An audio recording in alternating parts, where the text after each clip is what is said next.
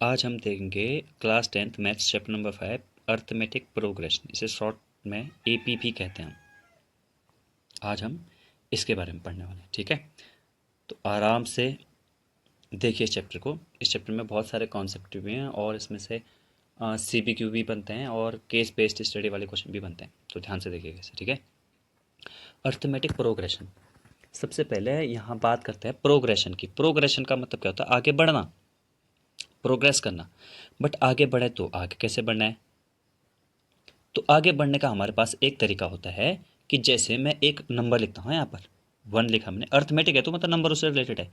1 लिखा, फिर 2 लिखा, फिर मैंने 3 लिखा, फिर मैंने 4 लिखा, फिर मैंने 5 लिखा, 6 लिखा। तो इस तरह से डॉट डॉट डॉट डॉट करते हैं मैंने, ठीक है। तो अगर इसमें आप लोग देख रहे हैं तो इसमें जो पहला वाला टर्म है, ये पहला वाला टर्म देखिए जिसपे कॉमा लगा है, कॉमा के बीच वाला, वो एक टर्म हो गया, ठीक है। तो एक टर्म हो गया, ये दूसरा टर्म हो गया, तीसरा, चौथा, पांचवा, छठा, इस तरह से टर्म बन जाएंगी मेरी। बट मैं केवल इतना कहना चाहता हूँ, यहाँ पर जो पहला वाला टर्म है जो दूसरा वाला टर्म है, इन दोनों के बीच में गैप कितना है? गैप, गैप मतलब क्या होता है? पहला वाला टर्म तो ये रहा, दूसरा वाला टर्म ये रहा, तो दूसरे वाले टर्म में से, मेरी बात ध्यान से सुनना, मैं कह रहा हूँ दूसरे वाले टर्म में से पहला वाला टर्म माइनस करना है।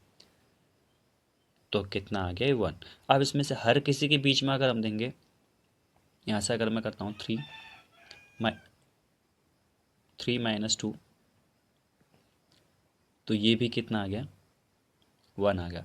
अब हर किसी टर्म में से, उसमें से जस्ट उसका प्रीवियस वाला माइनस करेंगे आप लोग, तो आपको क्या मिल जाएगा?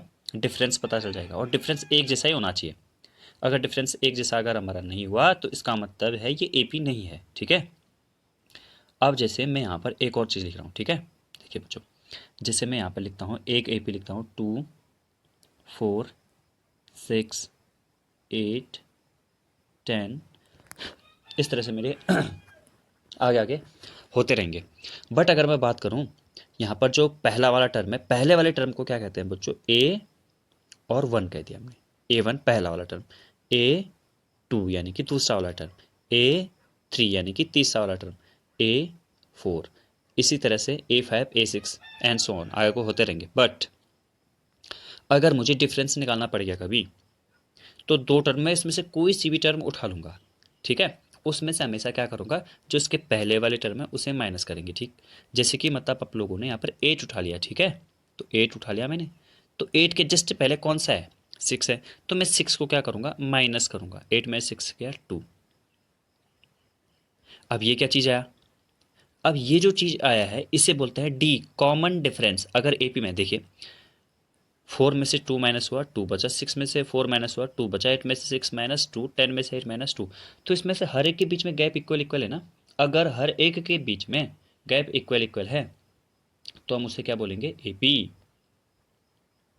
क्या बोलेंगे माय डियर? एपी। तो इसका मतलब हमें बोल सकते हैं कि ये एपी में है, ये एक एपी है। एपी मतलब अर्थमेटिक प्रोग्रेशन।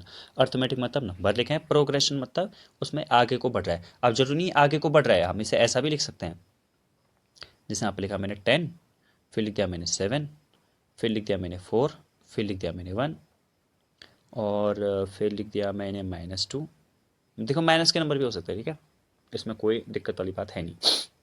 तो इसमें बच्चों जो हमारा पहला वाला टर्म है, तो इसमें पहला वाला टर्म है 10, तो ये A1 कितना हो गया हमारा? 10। A1 बोलो या इसे A बोलो, कोई दिक्कत नहीं होती उसमें, ठीक है, A या A1, बात एक ही है।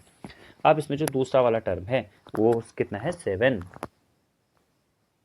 A2 कितना हो गया? 7। ऐसे A3 कितना हो गया? 4। A4 कितना हो गया? 1। A5 कितना हो गया? -2, ठीक है। अब हमें क्या निकालना है बच्चों? Common difference. कॉमन डिफरेंस मतलब दो टर्म के बीच का डिफरेंस, वो हमें निकालना है। तो वो हम किस तरह से निकालते हैं? हमेशा हम क्या करते हैं, जो भी हमने उठा रखा है, जैसे मैंने A2 उठा दिया, तो A2 में से उसके जस्ट पहले वाले को यानी कि A1 को माइनस करूंगा, तो मेरा क्या आ जाएगा? D आ जाएगा। D मतलब कॉमन डिफरेंस। क्या होता है D मतलब? Common difference. तो एक कॉमन डिफरेंस आ जाएगा मेरा, ठीक है। अब मैं यहाँ पर देखता हूँ, A2 है मेरा 7 और A1 है कितना? 10 है। तो 7 में से 10, 10 में से 7 तो सॉरी 7 में से 10 तो माइनस होता नहीं है, तो 10 में से 7 माइनस करेंगे, that will gives us 3, but वो भी माइनस का 3। तो माइनस का 3 है। अब ऐसे में चेक करूंगा कि सब में है कि नहीं है। अब मुझे चेक करना ही पड़ेगा, क्योंकि अगर मैं चेक नहीं करता हूँ तो इसका मतलब ये गलत भी हो सकता है। 4 माइनस 7 करूँगा तब भी आ रहा है मेरा -3। मतलब वो करना क्या है, हर एक पहले वाले में से माइनस करते हुए जाना बस। तो फिर मेरा कितना आया, 4 माइनस 7 मैंने क्या, अब मैं क्या करूँगा 1 माइनस 4 तब भी मेरा -3 आ रहा है। फिर मैं क्या करूँगा -2 -1 तब भी मेरा कितना आ रहा है -3 आ रहा है। इसका मतलब मेरा डी हर बार इक्वल इक्वल आ रहा है ना।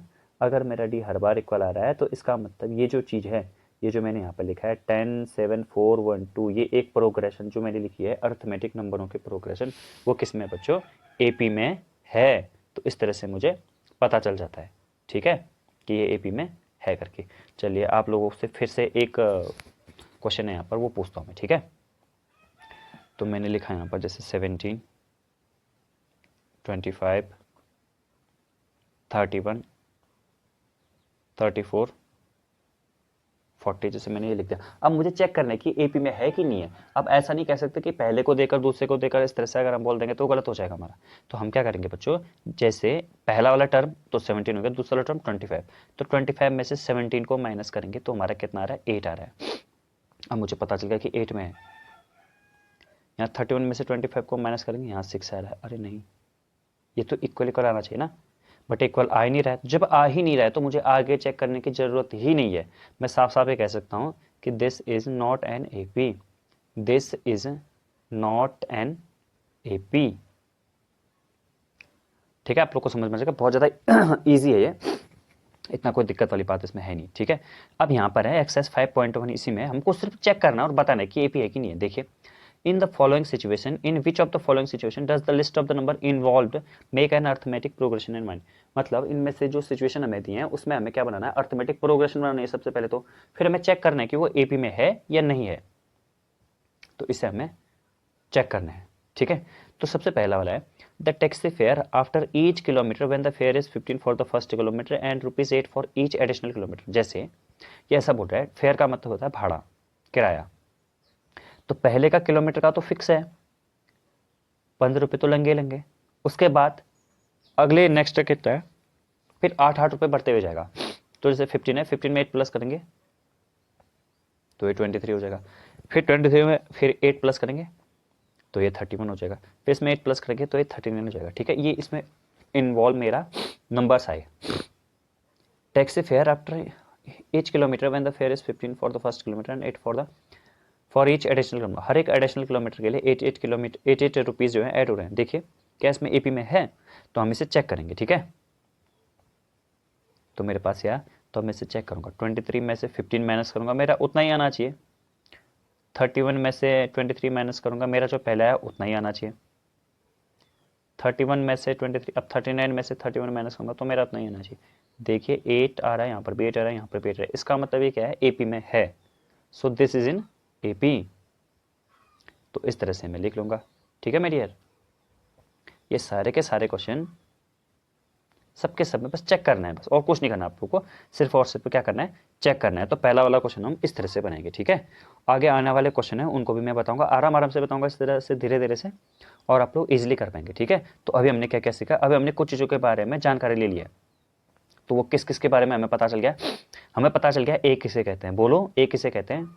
ए बोलते हैं फर्स्ट टर्म, तो ए हो गया हमारा फर्स्ट टर्म। अगर मैं बोलूंगा A7 तो 7th टर्म।